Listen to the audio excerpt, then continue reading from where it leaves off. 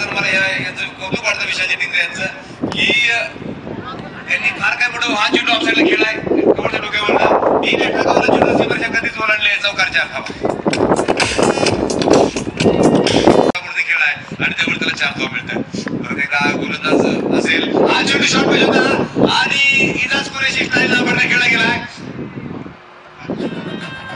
त्यांचं अनुकरण करू नका की काय खेळतात त्याचे पायाची मुवमेंट कशी असते. हा चेंडू बाबरला इजाज कुरेशी आतमध्ये गेलाय आणि वन पाहून चेंडू सीमरच्या पार पडतोय चौकारच्या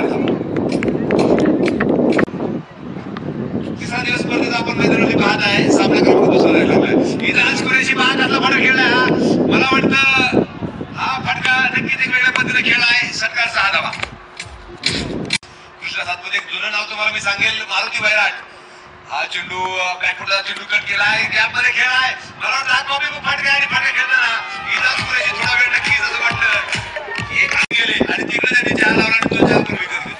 हा चेंडू मध्ये खेळलाय एक आक्रमक फटका क्षेत्रक्षण सुरू केला तर तोपर्यंत डबल क्रमांक तिकडे 2 धावा वाटतील आणि डबल पुढे सरसावेल. तुम्ही विचार करा परदेला गोलंदाजी मार्ग पडते.